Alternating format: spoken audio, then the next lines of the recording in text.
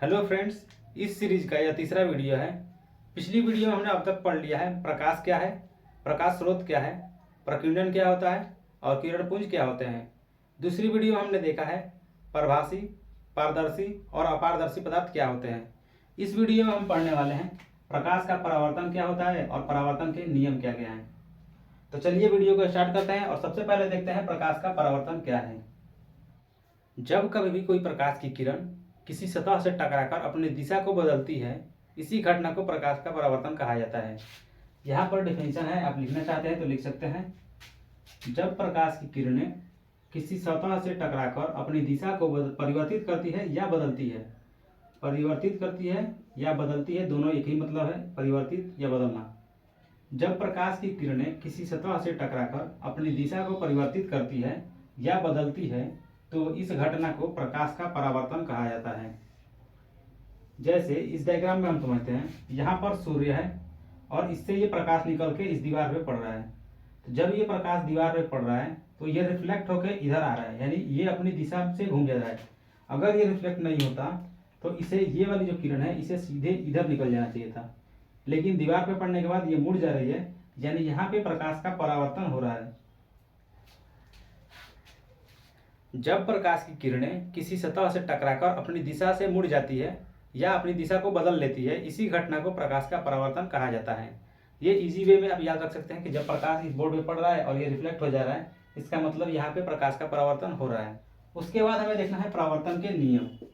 परावर्तन के नियम को समझने से पहले हमें एक दो पॉइंट समझना है, जिसको हम पहले समझ लेते हैं। जैसे यहाँ पर एक ये समतल दर्पण मैंने बनाया, ये एक समतल दर्पण है,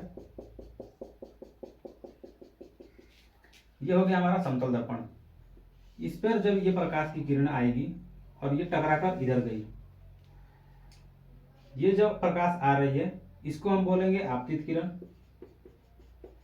आपतित किरण।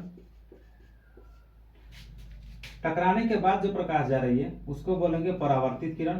परावर्तित किरण। ये जो बिंदु है जहां पे दोनों किरणें मिल रही है, इस बिंदु को कहते हैं आपतन कोण। आपतन कोण। और ये है हमारा समतल दर्पण। समतल दर्पण, ये समतल दर्पण है। ये आपतन बिंदु पर एक अभिलंब डालेंगे। आपतन बिंदु पर जिस अभिलंब को डालते हैं इसको बोला जाता है अभिलंब। आपतन बिंदु पर जो यह रेखा खींचा गया है इसको हम बोलते हैं अभिलंब। ये वाला जो कोण है, आपतित किरण और अभिलंब के बीच वाले कोण को आई से डिनोट करा जाता है, जिसे आपतन कोण कहा जाता है। और अभिलंब और परावर्तित किरण के बीच के कोण को आर से डिनोट किया जाता है, जिसे परावर्तन कोण कहा जाता है। आपतित किरण और अभिलंब वाले बीच के कोण को आपतन कोण कहा जाता है, जिसे आई से डिनोट करते हैं। अभिलंब और परावर्तित किरण के बीच को परावर्तन कोण कहा जाता है, जिसे आर से डिनोट किया जाता है। यानी आई हो गया आपतन कोण और आर हो गया परावर्तन कोण।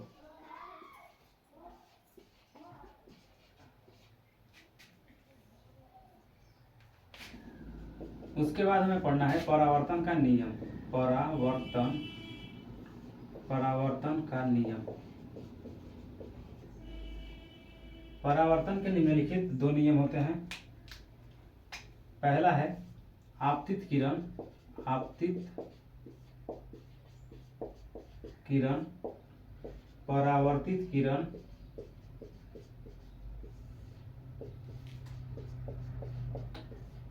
तथा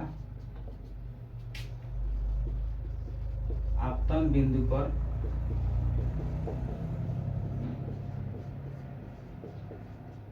डाला गया अभिलंब।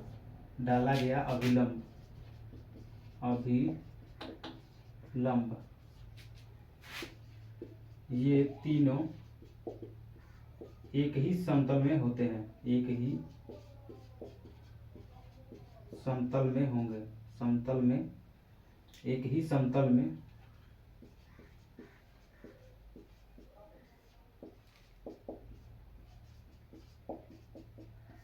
होंगे।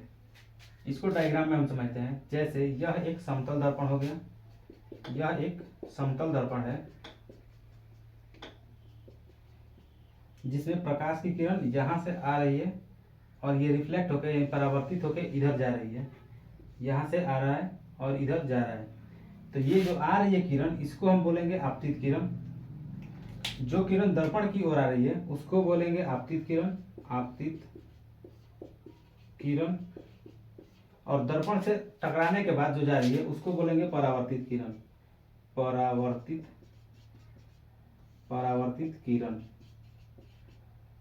और जहां पे ये दोनों रेखाएं मिल रही है, दोनों किरणें जहां पे मिल रही है वहां पर अगर हम लंब डालें, ये जो लंब है इस दर्पण पर, ये कहलाता है अभिलंब। इसको हम बोलेंगे अभिलंब, अभिलंब।